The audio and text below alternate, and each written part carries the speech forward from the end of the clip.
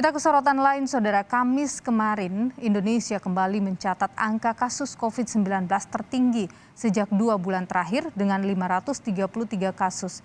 Ancaman lonjakan kasus COVID-19 pasca musim libur akhir tahun dan juga sebaran varian Omikron kini sudah di depan mata. Lonjakan kasus COVID-19 pasca libur Natal dan Tahun Baru 2022 kian nyata. Sebaran varian Omikron tak bisa lagi diremehkan. Kementerian Kesehatan mencatat kasus COVID-19 per 26 Desember hanya 92 kasus.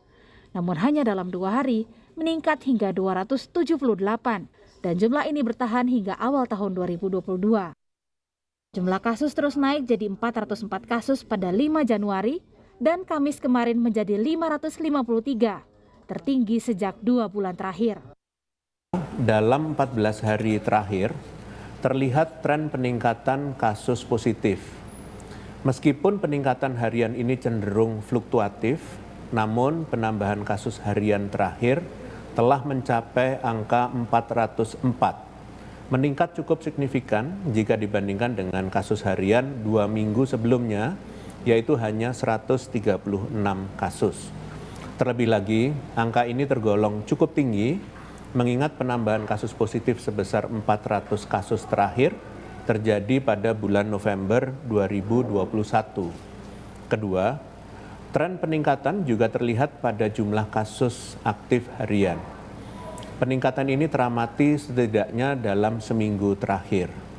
Jika pada minggu lalu jumlah kasus aktif adalah sebesar 4.300 kasus, per 5 Januari 2022, jumlah kasus aktif naik menjadi 4.800. Lonjakan ini menjadi bukti bahwa tingginya mobilitas warga saat libur akhir tahun mulai berdampak pada penularan COVID-19 di masyarakat. Di Jakarta, lonjakan kasus COVID-19 juga dipengaruhi oleh temuan kasus Omikron. Meski demikian, Pemprov DKI Jakarta mengklaim kondisi ini masih cukup terkendali karena ketersediaan tempat tidur dan ruang ICU rumah sakit masih mencukupi. Sesungguhnya di DKI Jakarta, COVID cukup terkendali dengan baik, sekalipun memang beberapa hari terakhir ini ada peningkatan varian baru Omikron. Tapi kita bersyukur, alhamdulillah, tidak ada korban yang meninggal akibat varian baru Omikron di DKI Jakarta, dan harapan kita ke depan kasus ini bisa segera turun.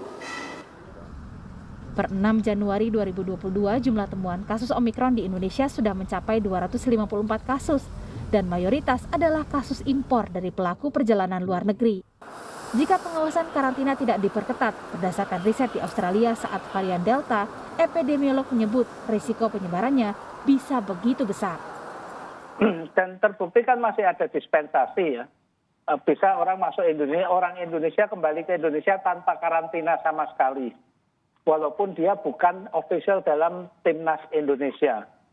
Nah, ini yang saya khawatirkan, walaupun Presiden sudah mengeluarkan perintah, tapi di lapangan masih tetap seperti itu.